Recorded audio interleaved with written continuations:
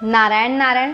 3 अक्टूबर दिन गुरुवार को शनि भगवान जी का गोचर होने वाला है शतभिषा नक्षत्र में, यानी राहु देव जी के नक्षत्र में होने वाला है।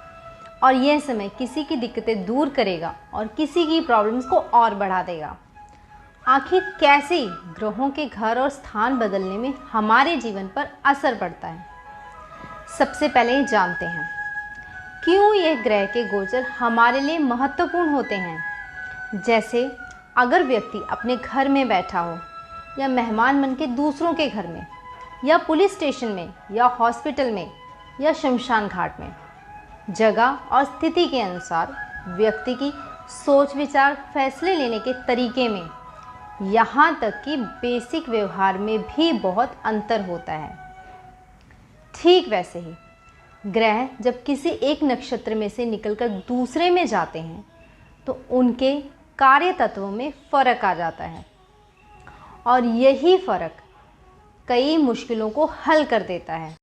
और कई बार यही फ़र्क पुरानी मुश्किलों का हल करके नई लाकर खड़ी कर देता है और कई बार तो पुरानी मुसीबतों को ही और जटिल यानी और मुश्किल कर देता है। अब देखा जाए तो शनि भगवान जी और राहु देव जी हैं तो मित्र, परंतु युगों युगों से अटल सच्चिदानंद भगवान नारायण जी ने इनके कार्य तत्व की संरचना ऐसे की है कि यह राहु और केतु देव जी हमेशा वक्री चलते हैं, यानी घड़ी की उल्टी दिशा में, यानी वर्तमान से पहले जो समय बीत गया है जिसे हम पास्ट या भूतकाल भी कहते हैं। और हमेशा शनि भगवान जी तक व्यक्ति के ऐसे कर्मों की जानकारी पहुंचाते हैं जिसका व्यक्ति को चाहकर भी नहीं पता लग सकता। जैसे 10-20 साल या उससे भी पुराने समय में कभी कभी तो पिछले जन्म से भी गलतियां उठाकर शनि भगवान जी के सामने रख देते हैं।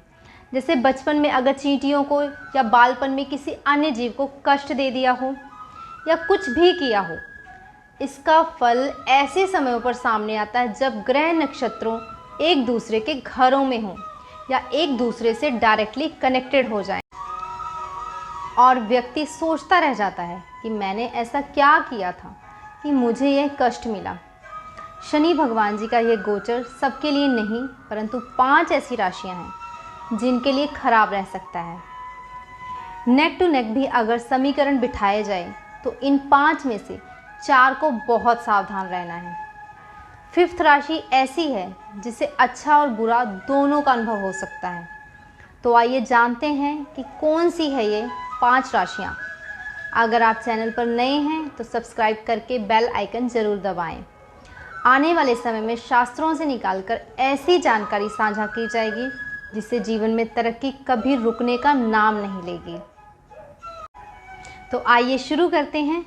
शनि भगवान जी का गोचर राहु देव जी के नक्षत्र शतभिषा में, तो इस गोचर से किस किस को सबसे अधिक सावधान रहना है, आइए जानते हैं उन 5 राशियों के बारे में। सबसे पहली राशि है कर्क राशि। कर्क राशि वालों के लिए अष्टम भाव में शनि भगवान जी गोचर कर रहे हैं, तो उनको ये ऑलमोस्ट 3 महीने बहुत सावधान रहना है। कोई बड़ा खर्च नुकसान के रूप में आ सकता है। अगर कहीं से बड़ा अमाउंट या बड़ी सक्सेस आप एक्सपेक्ट कर रहे हैं तो इन 3 महीनों में काम मुश्किल लग रहा है। आप उपाय के लिए गिनकर 100 दाने काली उड़द के और 100 दाने साबुत जौ के लेकर शिवलिंगम पर ओम रुद्राय नमः बोलते हुए चढ़ा दें। दूसरी राशि जिन्हें इन 3 महीने ध्यान रखने की ज़रूरत है वो है वृश्चिक। वृश्चिक राशि वाले जातकों को मानसिक तनाव हो सकता है। अगर आप पहले से ही मानसिक तनाव वाली स्थिति से जूझ रहे हैं तो थोड़ा सा सतर्क होकर चलें। हो सके तो भूमि, वाहन आदि से जुड़े फैसलों को अभी टाल दें। उपाय के तौर पर थोड़ा सा सरसों का तेल, जस्ट थोड़ा सा, अपने सिर से 4 बार एंटी क्लॉकवाइज उतारकर बहते पानी में जल प्रवाह कर दें। तीसरी राशि जिन्हें शनि भगवान जी का गोचर परेशान कर सकता है वो है कुंभ राशि। कुंभ राशि वाले पहले से ही परेशान चल रहे होंगे और ऊपर से ये समय आपके लिए किसी परीक्षा से कम नहीं होगा।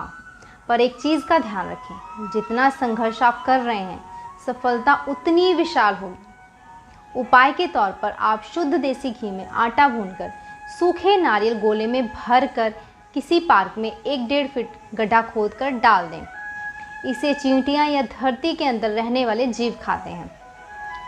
चौथी राशि है मीन राशि, जिन्हें सबसे ज़्यादा ध्यान रखने की ज़रूरत है, क्योंकि अभी मार्च के बाद आपका साढ़े सती का समय सबसे उच्च समय शुरू होने वाला है।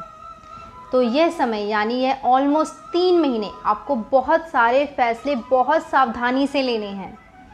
कई फैसले ऐसे हो सकते हैं जो लेते समय ठीक लग रहे हों, पर बाद में वो गलत साबित हो जाएं।